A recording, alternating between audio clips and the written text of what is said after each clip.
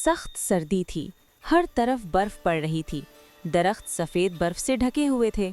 एक बंदर बहुत परेशान था। वो भूखा था और उसके बच्चे भी भूखे थे। उनके पास खाने को कुछ नहीं था। बंदर ने सोचा कि शायद कोई उसकी मदद कर दे।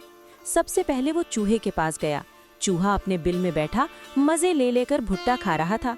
बंदर ने कहा, भाई चूहे, मैं और मेरे बच्चे बहुत भूखे हैं, बराहे करम मुझे थोड़े से दाने दे दो। चूहे ने जवाब दिया, ये दाने मेरे हैं, मैं अपने दाने तुम्हें नहीं दे सकता। बंदर बहुत मायूस हुआ और वहाँ से चला गया। फिर वो गिलहरी के पास गया। गिलहरी अपने घर में बैठकर मज़े से फल खा रही थी। बंदर ने कहा, बहन गिलहरी, मैं और मेरे बच्चे बहुत भूखे हैं, हमें थोड़े से फल दे दो।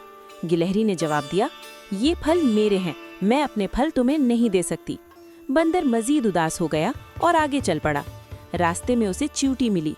वो अपने बिल में मज़े से चीनी खा रही थी। बंदर ने कहा, अच्छी चींटी, मैं और मेरे बच्चे बहुत भूखे हैं, बराहे करम थोड़ी सी चीनी दे दो। चींटी ने कहा, ये चीनी मेरी है, मैं अपनी चीनी तुम्हें नहीं दे सकती। अब बंदर बहुत ज़्यादा परेशान और उदास हो गया। आखिर में वो खरगोश के पास पहुंचा। खरगोश अपने घर में बैठा मज़े ले लेकर गाजर खा रहा था। खरगोश ने बंदर को देखा तो पूछा, भैया बंदर, तुम क्यों उदास हो? बंदर ने अफसोस से कहा, मेरे पास खाने को कुछ नहीं, मेरे बच्चे भी भूखे हैं। खरगोश को बंदर पर बहुत तरस आया। उसने फौरन कहा, ये गाजरें और मूलियाँ ले लो और अपने बच्चों को खिलाओ। बंदर खुश हो गया और बोला, बहुत बहुत शुक्रिया।